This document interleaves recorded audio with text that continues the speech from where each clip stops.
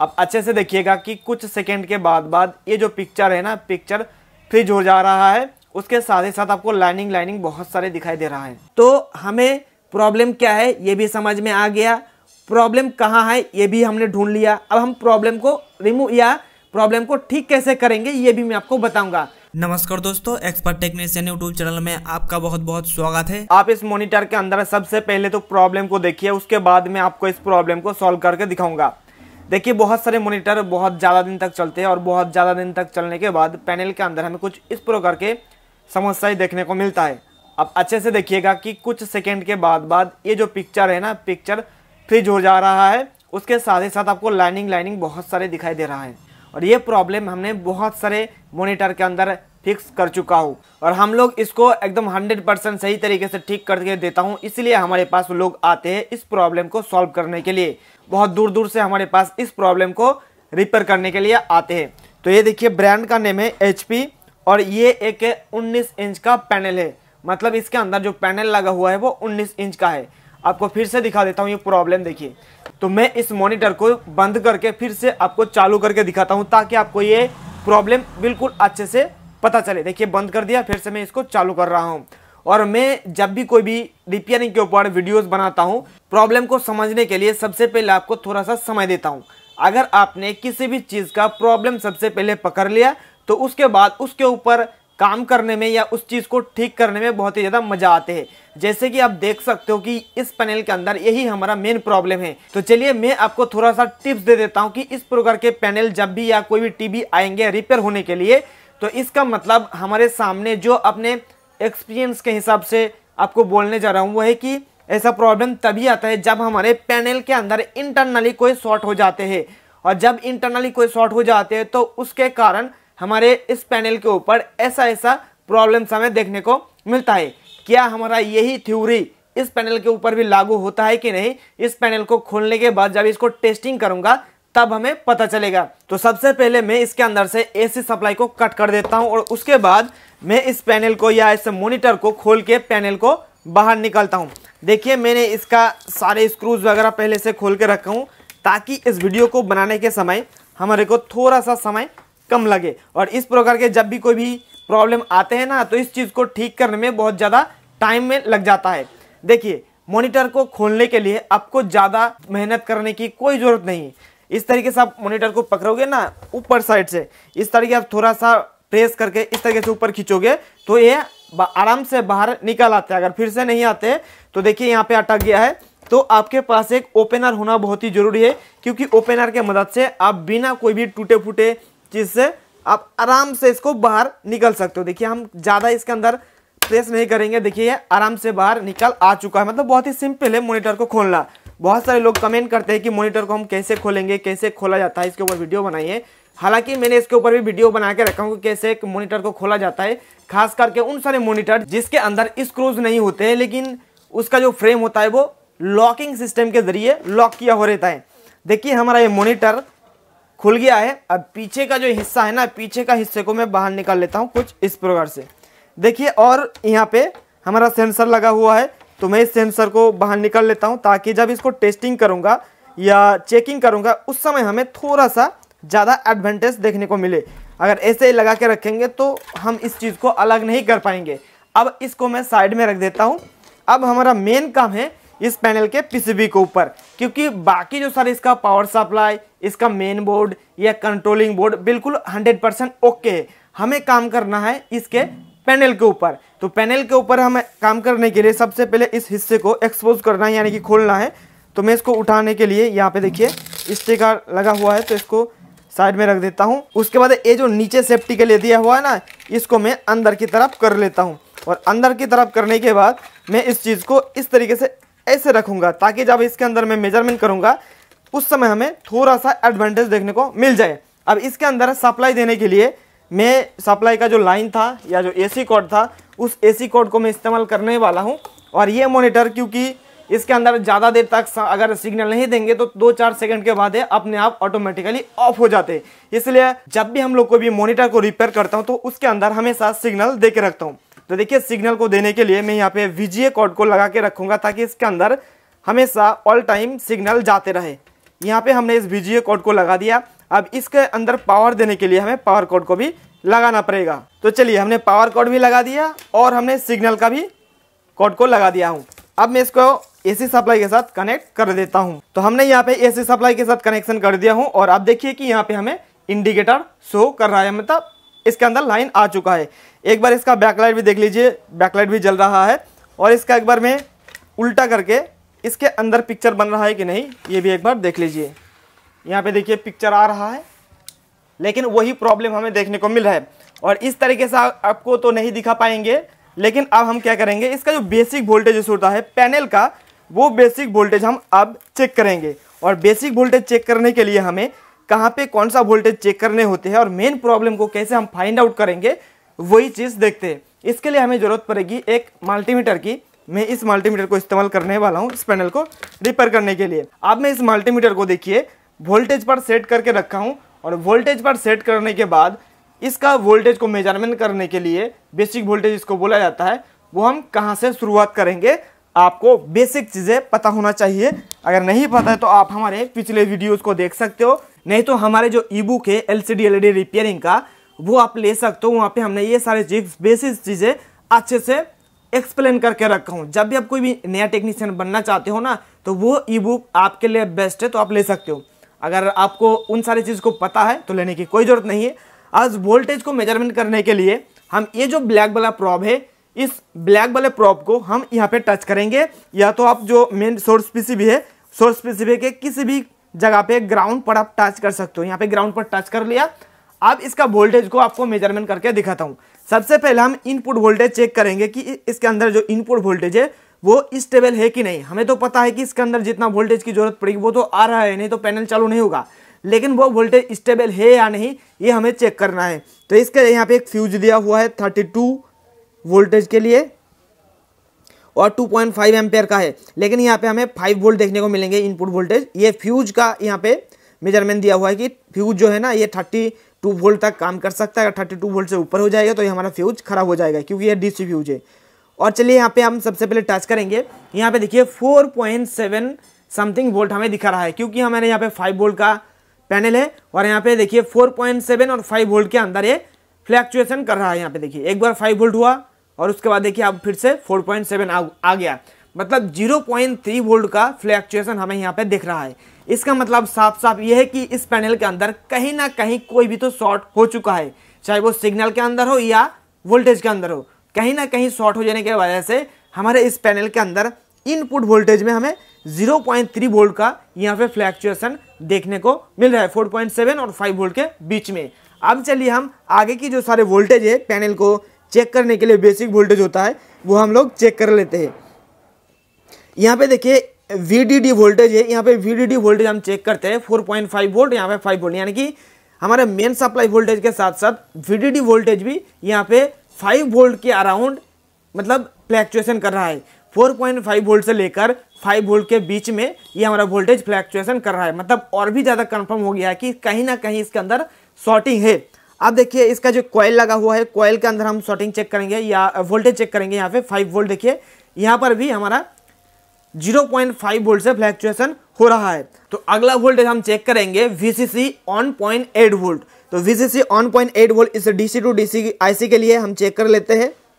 VCC 1.8 volt, यहाँ पे देखिए 1.8 वोल्ट यहाँ पे प्रॉपर बिल्कुल स्टेबल है, यहाँ पे कोई भी फ्लैक्चुएशन हमें देखने को नहीं मिल रहा है। इसका मतलब ये हुआ कि इस जगह का वोल्टेज एकदम परफेक्ट है। अगला वोल्टेज हम चेक करेंगे VGL, यानी कि सबसे लो वोल्टेज जो कि हमें माइनस में दिखाना होता है या माइनस में हमें मिलता है, वो VGL वोल्टेज हम यहाँ पे चेक करेंगे। यहाँ पे VGL पॉइंट दिया हुआ है, तो यहाँ पे देखिए -7.12 हमें दिखने को मिल रहा है। मतलब यहाँ का जो वोल्टेज है, यहाँ का वोल्टेज भी बिल्कुल परफेक्टली ओके है, 100% यहाँ पे हमें वोल्टेज देखने को मिल, मतलब -7 हमें वोल्टेज मिल रहा है। यहाँ पे आपको -6 वोल्ट, -7 वोल्ट, -7.5 वोल्ट भी मिल सकता है। तो यहाँ पे 7 वोल्ट बिल्कुल स्टेबल दिख रहा है, इसका मतलब ये वोल्टेज हमारा बिल्कुल ओके है। अब हम चलते हैं VGH वोल्टेज को मेजरमेंट करने के लिए। और ये जो VGH वोल्टेज है ना, ये पैनल के अंदर सबसे ज़्यादा हाई वोल्टेज होता है। अगर 5 वोल्ट का पैनल हुआ तो भी आपको 23, 24, 25, 26 वोल्टेज के आसपास आपको देखने को मिलेंगे। अब चलिए यहाँ के वोल्टेज भी हम चेक कर लेते हैं।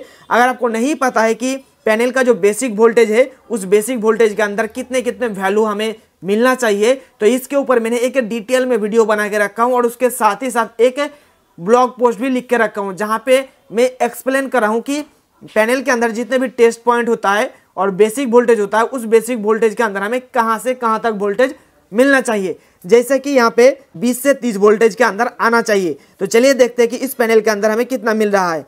देखिए VGH पे हमने टच करा और यहाँ पे देखिए 28.2 वोल्ट मिल रहा है। मतलब आपको क्या बताया कि यहाँ पे हमें 20 वोल्ट से लेकर 30 वोल्ट के बीच में हमें आना चाहिए, वो भी पॉजिटिव वोल्टेज। यहाँ पे देखिए 28 वोल्ट हमें दिखा रहा है, मतलब परफेक्टली ओके है। मतलब यहाँ पे जो मेन बेसिक वोल्टेज होता है वो 3 वोल्टेज हमें सही मिला, लेकिन 2 वोल्टेज हमें ऐसा फ्लैक्चुएशन देखने को मिला है। पहला वोल्टेज मेन VCC 0.3 वोल्ट के आसपास फ्लैक्चुएशन हो रहा था और जो मेन VDD वोल्टेज होता है वो हमें 0.5 वोल्ट के आसपास वो फ्लैक्चुएशन हो रहा था। तो ये तो हो गई दोस्तों हमारे पैनल का बेसिक वोल्टेज।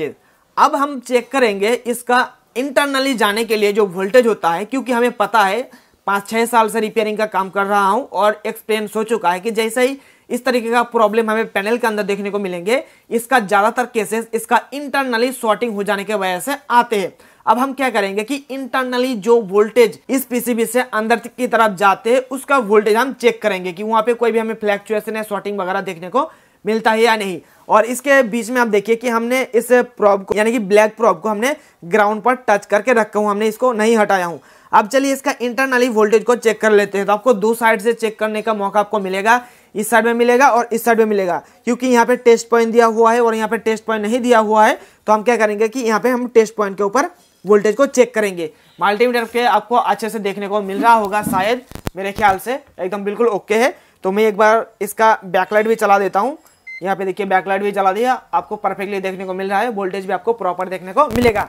अब चलिए एक एक करके सारे वोल्टेज को चेक करता हूँ। सबसे पहले यहाँ पे टेस्ट पॉइंट दिया हुआ है पहले नंबर पे, यहाँ पे देखिए -7 वोल्ट यानी कि VGL वोल्टेज और यहाँ पे -6। देखिए यहाँ पे थोड़ा सा हमें फ्लैक्चुएशन देखने को मिल रहा है। एक बार 6 वोल्ट हो रहा है, एक बार 7 वोल्ट, एक बार 6 वोल्ट, एक बार 7 वोल्ट, मतलब यहाँ पर भी थोड़ा सा गड़बड़ी हमें देखने को मिल रहा है। चलिए अगला वोल्टेज को मेजरमेंट करते हैं। दूसरा वोल्टेज यहाँ पे 28 वोल्ट VGH वोल्टेज यहाँ पे मैंने टच करके रखा हुआ है और यहाँ पे 28 वोल्ट बिल्कुल प्रॉपर है, परफेक्ट है, एकदम 100% ओके है। तो यहाँ पे कोई प्रॉब्लम नहीं है। अब अगला पॉइंट को टेस्ट करते हैं। अगला पॉइंट के अंदर देखिए यहाँ पे -12 वोल्ट दिख रहा है और उसके बाद 28 वोल्ट हो गया। मतलब यहीं पे हमें कुछ तो गड़बड़ी देखने को मिल रहा है, मतलब साफ साफ देखने को मिल रहा है कि यहीं पे इसका मेन प्रॉब्लम है, जिसके कारण हमें इस पैनल के अंदर जो पिक्चर है पिक्चर सही से नहीं बन रहा है। और ये चीज़ दोस्तों हमने लगभग 6 साल से काम कर रहा हूँ, यही कारण की वजह से ऐसा प्रॉब्लम हमें पैनल के अंदर देखने को मिल रहा है। तो हमें प्रॉब्लम क्या है ये भी समझ में आ गया, प्रॉब्लम कहाँ है ये भी हमने ढूंढ लिया। अब हम प्रॉब्लम को रिमूव या प्रॉब्लम को ठीक कैसे करेंगे ये भी मैं आपको बताऊंगा। उससे पहले मैं और भी जो 1 2 3 4 5 6 7 8 टेस्ट पॉइंट है बाकी सारे को भी चेक कर लेता हूँ कि वहाँ पे कोई भी गड़बड़ी है या नहीं, वो भी हमें पता चले। अब अगला यहाँ पे तो मिल गया कि 1 2 3 नंबर पे हमारा ये प्रॉब्लम देखने को मिला वोल्टेज फ्लैक्चुएशन का। अब अगला पॉइंट पर देखते हैं। अगला पॉइंट पर देखिए यहाँ पे -12 वोल्ट और 28 वोल्ट, मतलब 3 नंबर और 4 नंबर जो टेस्ट पॉइंट है इन दोनों के अंदर हमें ये गड़बड़ी देखने को मिला है। आपको साफ साफ देखने को मिल रहा है, एक बार 28 वोल्ट हो रहा है, एक बार -12 वोल्ट हो रहा है। देखिए अब हमें कंफर्म हो चुका है ये दोनों। अब अगला जो वोल्टेज पॉइंट है यहाँ पे देखता हूँ, यहाँ पे -12 वोल्ट आया और उसके बाद देखता हूँ यहाँ पे कोई वोल्टेज फ्लैक्चुएशन नहीं हो रहा है। देखिए हमने पहले नंबर पे देखा -7 वोल्ट 6-7 वोल्ट से, वैसे एक बार 6 वोल्ट हो रहा था, एक बार 7 वोल्ट हो रहा था। दूसरे में 28 वोल्ट एकदम परफेक्ट मिला। तीसरे में एक बार -12 वोल्ट हो रहा है, एक बार +28 वोल्ट हो रहा है। तीसरे चौथा में फिर भी वही प्रॉब्लम। लेकिन 5 नंबर टेस्ट पॉइंट पे देखिए -12 वोल्ट बिल्कुल परफेक्ट है, कोई भी फ्लैक्चुएशन हमें देखने को नहीं मिल रहा है। मतलब हमें साफ साफ पता चल गया है कि 2 सिग्नल के अंदर प्रॉब्लम है, जिसके कारण हमारे इस पैनल के अंदर प्रॉब्लम हो चुकी है। अब अगला जो टेस्ट पॉइंट है इसका भी मैं मेजरमेंट कर लेता हूँ। यहाँ पे 2.9 वोल्ट एकदम ओके है, 2.9 वोल्ट, एक बार 3.3 वोल्ट, यहाँ पे थोड़ा सा प्रॉब्लम है, मतलब 3 जगह पे हमें प्रॉब्लम मिला। और अगला पॉइंट में मेजरमेंट कर लेता हूँ, यहाँ पे 3.3 वोल्ट आया, 2.9 मतलब 4 जगह पे हमें प्रॉब्लम देखने को मिला। अगला देखता हूँ, अगले पे 3.3 वोल्ट और यहाँ पे 3.2 वोल्ट। यहाँ पे देखिए यहाँ पर भी प्रॉब्लम है, मतलब 4 जगह पे प्रॉब्लम हमें देखने को मिल गया है। अब अगला पॉइंट देखता हूँ, ये सारे के सारे क्लॉक सिग्नल होता है दोस्तों, ये क्लॉक फ्रीक्वेंसी के वजह से ऐसा होते हैं। यहाँ पे 3.3 वोल्ट और उसके बाद 3.2 वोल्ट, मतलब यहाँ का तो वोल्टेज सही है। तो चलिए अगला वोल्टेज को देखते हैं, 3.2 वोल्ट और यहाँ पे 2.9 वोल्ट, मतलब हमें लगभग 6 जगह पे पॉइंट या मेन प्रॉब्लम देखने को मिला है। ऐसे में आप तो कैमरे से आपको अच्छे से देखने को नहीं मिल रहा है यहाँ पे प्रॉब्लम है। तो इस समस्या को दूर करने के लिए मैं क्या करता हूँ कि यहाँ पे जो सिग्नल है ना, इस सिग्नल को हम ब्लॉक करेंगे। जिस जिस जगह पे हमें वोल्टेज फ्लक्चुएशन देखने को मिला है उस जगह का वोल्टेज को हम ब्लॉक करेंगे। और इस ब्लॉक कैसे करेंगे और क्यों करेंगे ये सबसे पहले आपको समझा देता हूँ।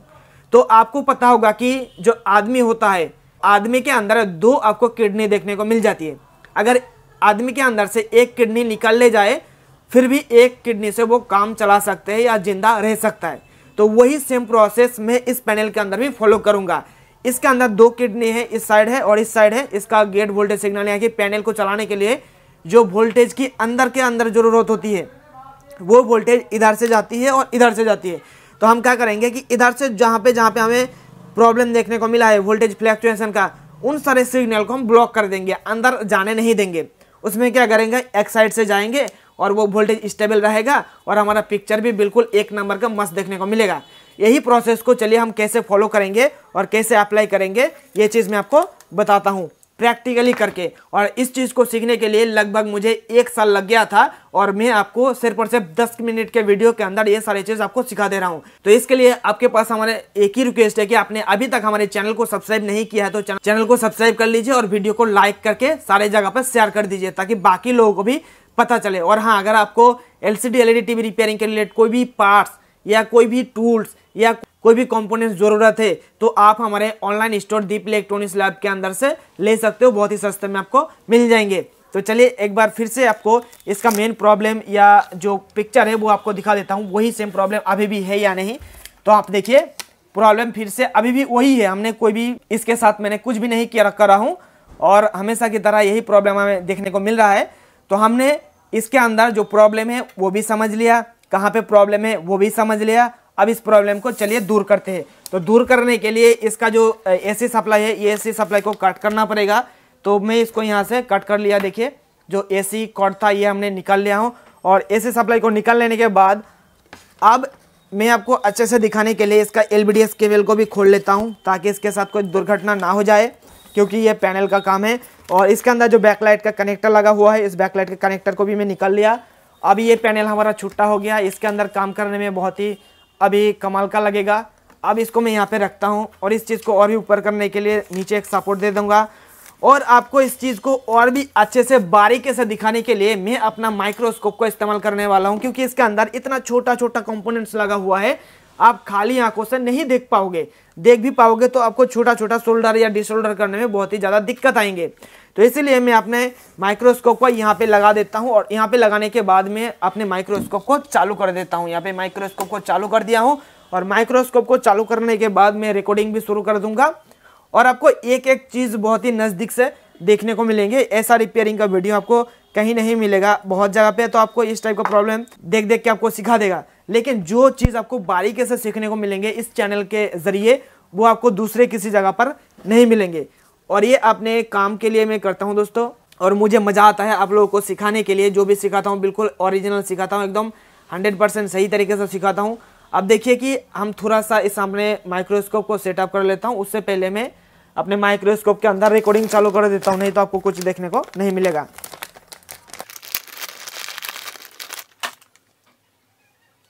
तो हमने अपने माइक्रोस्कोप के अंदर रिकॉर्डिंग चालू कर दिया हूँ और रिकॉर्डिंग चालू करने के बाद आप यहाँ पे देखिए, आपको यहाँ पे बहुत सारे कंपोनेंट्स देखने को मिल रहा है। और ये जो टेस्ट पॉइंट है ना, 1 2 3 4 5 6 7 8 9 10 और यहाँ पे 11 और ये 3 हम छोड़ देते हैं क्योंकि ये क्लॉक और VST के लिए है। लेकिन हमने यहाँ पे सबसे पहले इस पॉइंट पे हमने वोल्टेज को चेक करा था। यहाँ पे हमें -6 वोल्ट और -7 वोल्ट यहाँ पे दिखा रहा था। मतलब इसको जब टच करके रखा था एक बार -7 वोल्ट एक बार -6 वोल्ट दिखा रहा था। और इस जगह पे हमें एकदम 28 वोल्ट प्रॉपर दिखा रहा था। लेकिन जो प्रॉब्लम यहाँ पे आ रहा था, यहाँ पे आ रहा था और यहाँ पे आ रहा था और यहाँ पे आ रहा था। तो यहाँ पे बहुत सारी चीज़ लिखा हुआ है दोस्तों।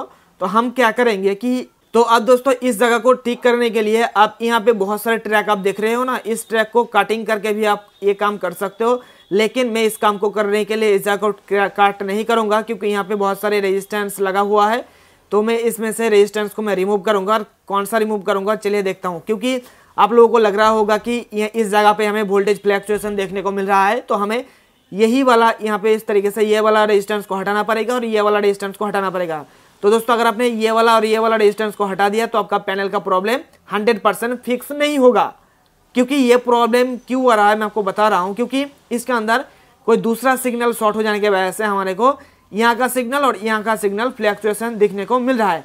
तो हम क्या करेंगे, यहाँ से 1 2 3 4 रेजिस्टेंस को हटाएंगे और उसके बाद देखिएगा कि हमारा पैनल बिल्कुल ओके हो जाएंगे। मैं अपने जो एक्सपीरियंस से बता रहा हूँ दोस्तों, 6 साल का एक्सपीरियंस है, मैं 100% आपको कह सकता हूँ कि 1 2 3 4 और ज़्यादा हुआ तो ये 5, इन 5 कनेक्शन को हम कट करेंगे या यहाँ से रेजिस्टेंस को हटाएंगे, हमारा पैनल 100% ओके हो जाएंगे। तो चलिए इस चीज़ को हम करते हैं। तो यहाँ से रेजिस्टेंस को सही सलामत हटाने के लिए आपके पास अच्छा खासा पेस्ट होना चाहिए। तो मैं यहाँ पे किंगबो का ये वाला पेस्ट को इस्तेमाल करता हूँ छोटे छोटे काम करने के लिए, क्योंकि ये बहुत ही मस्त काम करता है। इसलिए कोई मैं प्रमोशन नहीं कर रहा हूँ दोस्तों, क्योंकि मुझे पर्सनली पसंद है, इसलिए मैं आपको बताया। अगर आपको अच्छा लगे तो आप ले सकते हो, अगर नहीं अच्छा लगे तो बाद में दूसरा पेस्ट भी आप इस्तेमाल कर सकते हो। चलिए अब अपना मेन काम को शुरू करता हूँ। पेस्ट तो लगा दिया हूँ, अब यहाँ से हम एक एक करके 5 रेजिस्टेंस को हटाएंगे।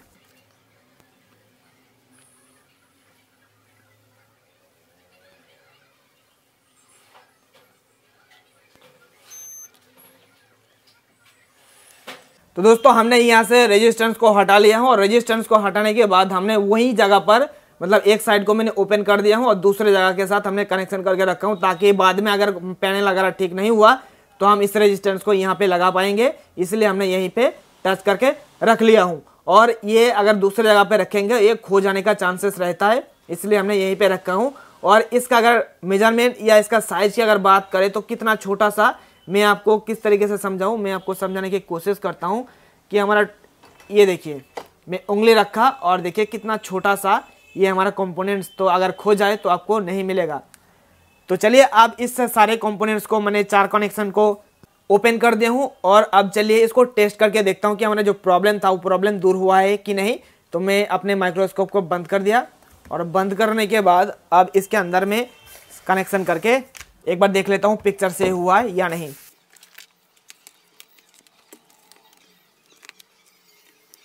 तो हमने कनेक्शन तो कर दिया हूँ, अब इसके अंदर में एसी सप्लाई देता हूँ। चलिए हमने एसी सप्लाई दे दिया हूँ और अब मैं इस पैनल को उल्टा करता हूँ और उल्टा करके देखता हूँ पिक्चर से हुआ है कि नहीं।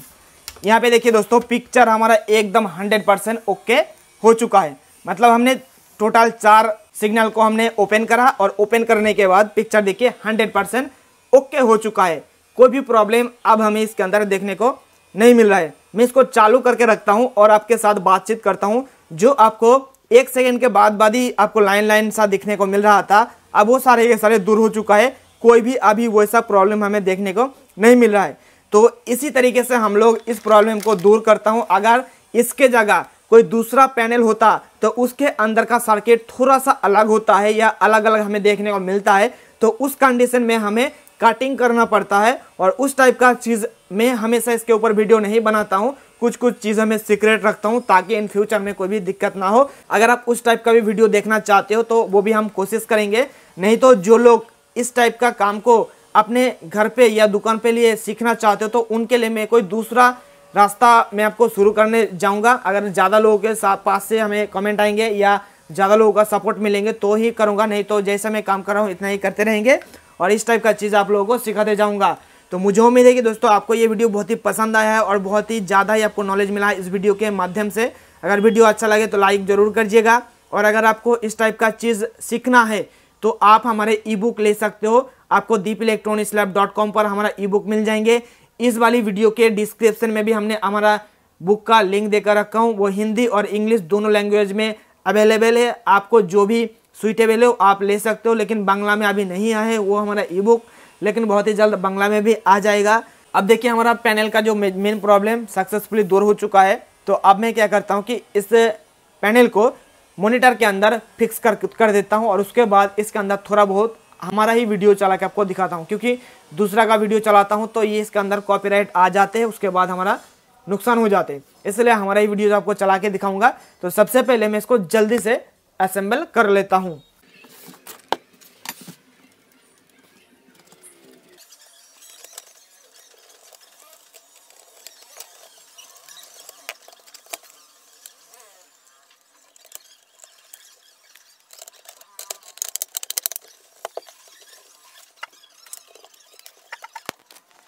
तो ये देखिए हमारा मॉनिटर एकदम 100% ओके हो चुका है। अब आपको यूट्यूब से वीडियो चला के आपको दिखा देता हूँ।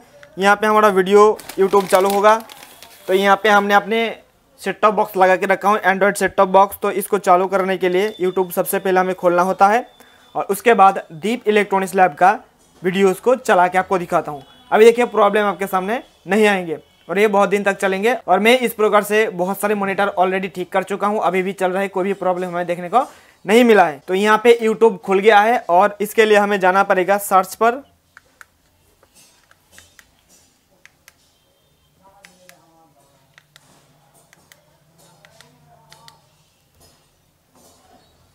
यहाँ पे दीप इलेक्ट्रॉनिक्स लैब आ चुका है। अब हमने कल एक वीडियो डाला था, उस वीडियो को मैं चालू करके आपको दिखाता हूँ, सस्ते यूनिवर्सल मदरबोर्ड के बारे में, एंड्रॉयड। तो इसको चालू कर देता हूँ, थोड़ा सा ऐड आ सकता है तो मैं इसको स्किप कर दूंगा। अब देखिए पिक्चर क्वालिटी कितना मस्त आपको देखने को मिल रहा है और जो प्रॉब्लम था वो 100% फिक्स हो चुका है, कोई भी प्रॉब्लम हमें देखने को नहीं मिल रहा है। और जाते जाते आप लोगों के लिए एक गुड न्यूज है। अगर आपको एलसीडी एलईडी टीवी का काम नहीं आते है तो आपके लिए मैंने एक ई बुक बनाया हूँ जिसका नाम है LCD LED TV repairing guide ई बुक। ये आपको हिंदी और इंग्लिश दोनों भाषाओं में मिल जाएंगे। अगर आप नया टेक्नीशियन हो या आप किसी दूसरे फील्ड में काम कर रहे होंगे और आप एलसीडी एलईडी टीवी रिपेयरिंग का काम शुरू करना चाहते हो तो ये वाला किताब आपके लिए काफी ज्यादा मददगार साबित होंगे। यहाँ पे मैंने पिछले 6 साल का जो रिपेयरिंग का एक्सपीरियंस है वो हमने शेयर करके रखा हुआ है। अगर आप ये किताब ले लोगे, शुरुआती दिन में आपको जो एलसीडी एलईडी टीवी रिपेयरिंग के बारे में जानकारी चाहिए होता है वो सारे के सारे इन्फॉर्मेशन आपको इस किताब के अंदर मिल जाएंगे। अगर आपको इलेक्ट्रॉनिक्स के बारे में कुछ भी नहीं पता है ना, तो इसके लिए भी मैंने भी एक ई बुक बना के रखा हुआ है जिसका नाम है अंडरस्टैंडिंग बेसिक इलेक्ट्रॉनिक्स कंपोनेंट्स। ये उन लोगों के लिए बनाया हूँ जिनको इलेक्ट्रॉनिक्स के बारे में कुछ भी नहीं पता है, उनके लिए ये वाला किताब सबसे ज्यादा बेस्ट होगा एक बेसिक इलेक्ट्रॉनिक्स का कंपोनेंट्स को पहचान करने के लिए। क्योंकि एक टेक्नीशियन के नजर में बेसिक इलेक्ट्रॉनिक्स को कैसे पहचान किया जाता है, कैसे टेस्टिंग किया जाता है, वर्किंग प्रोसेस क्या होता है, वो सारे के सारे इंफॉर्मेशन इस अंडरस्टैंडिंग बेसिक इलेक्ट्रॉनिक्स कंपोनेंट्स किताब के अंदर मैंने लिख के रखा हुआ है। ये 3 भाषाओं में किताब उपलब्ध है, हिंदी, बांग्ला और इंग्लिश। आपको जिस भाषा में पढ़ना अच्छा लगता है उस भाषा का किताब आप ले सकते हो। ऐसे ही वीडियो आगे आने वाले दिनों में देखने के लिए चैनल को सब्सक्राइब करके जुड़े रहिएगा। हम फिर मिलते हैं नेक्स्ट वीडियो में, तब तक ले सीखते रहिए और रिपेयरिंग का काम करते रहिए।